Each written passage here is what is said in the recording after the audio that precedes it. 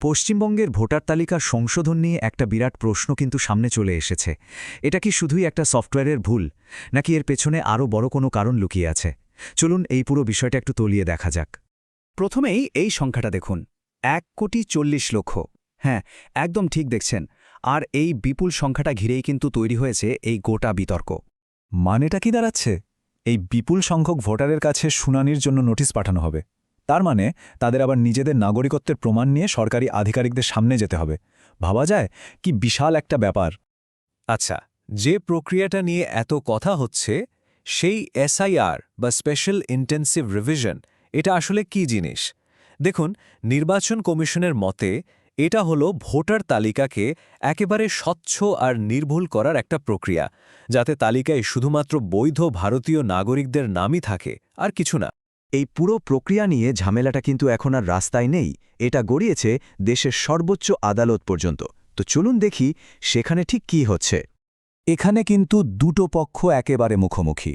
একদিকে আছে নির্বাচন কমিশন, তারা বলছে ভোটার তালিকা থেকে অনাগরিকদের বাদ দেওয়াটা তাদের সাংবিধানিক দায়িত্ব।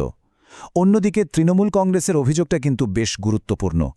তাদের মতে এই প্রক্রিয়ার আড়ালে আসলে বহু বৈধ ভারতীয় নাগরিকের ভোটাধিকার কেড়ে নেওয়ার একটা চেষ্টা চলছে। কমিশনের যুক্তিগুলো কিন্তু বেশ সোজাসাপটা।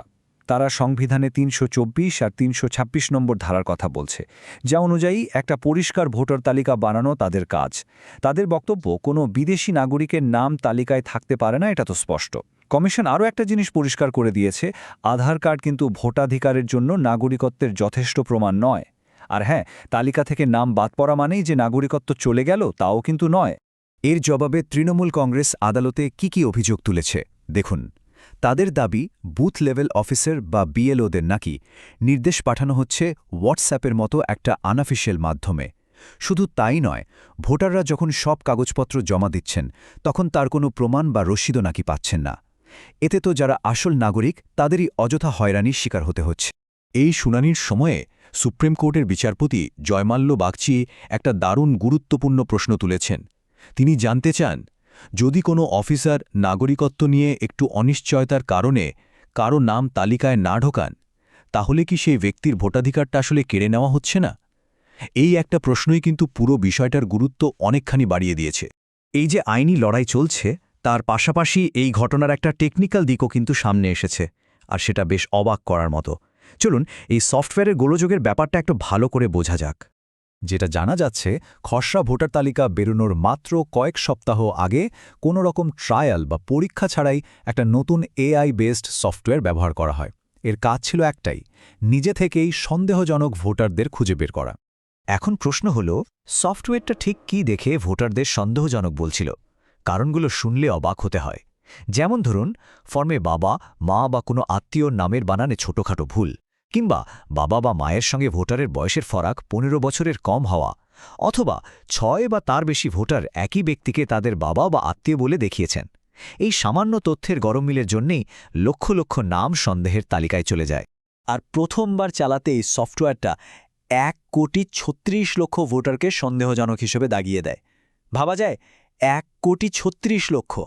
এরপর যাদের নাম ওই তালিকায় উঠেছিল, তাদের থেকে কাগজপত্র চাওয়া হলো। সেই সব নথি জমা পড়ার পর প্রায় ৪২ লক্ষ ভোটারের নাম কিন্তু সন্দেহজনক তালিকা থেকে বাদও দিয়ে দেওয়া হয়। তার মানে তাদের কাগজপত্র সব ঠিকঠাকই ছিল।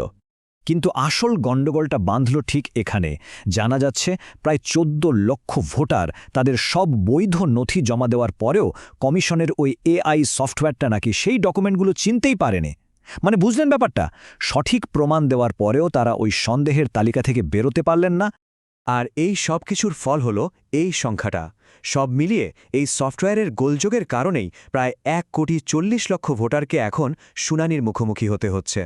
এই আইনি আর টেকনিক্যাল বিতর্কের মাঝে পড়ে সবচেয়ে বেশি সমস্যায় পড়েছেন কিন্তু সাধারণ মানুষ। চলুন তাদের ভোগান্তির কথাটা একটু শুনি। এর ফলে কি হচ্ছে? যারা একদম বৈধ ভোটার, তাদেরকেই চরম হয়রানির শিকার হতে হচ্ছে। একবার সব কাগজপত্র জমা দেওয়ার পরেও তাদের আবার সেই সব নিয়ে শুনানিতে হাজির হতে হচ্ছে। শুধু ভোটাররা নন, স্থানীয় আধিকারিকরাও হতাশ, কারণ তারা নিজেদের চোখে দেখছেন যে নথিগুলো বৈধ, কিন্তু তারপরেও তাদের নোটিশ পাঠাতে বাধ্য করা হচ্ছে। আর এই সমস্যাটা বিশেষ করে রাজ্যের সীমান্তবর্তী জেলাগুলোতে অনেক বেশি। যেমন ধরুন উত্তর ২৪ পরগনায় প্রায় ১৭ লক্ষ আর মুর্শিদাবাদ আর দক্ষিণ ২৪ পরগনায় প্রায় ৩ লক্ষ করে ভোটার এই সমস্যায় পড়েছেন।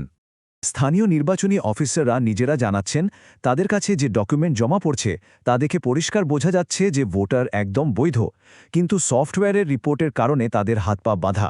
বাধ্য হয়েই সেই বৈধ ভোটারকে শুনানির জন্য নোটিশ পাঠাতে হচ্ছে। তাহলে এখন সবচেয়ে বড় প্রশ্ন হল এর পর কি হতে চলেছে? এই জটিল পরিস্থিতির সমাধানটা কোথায়? মামলাটা এখনও সুপ্রিম কোর্টে চলছে।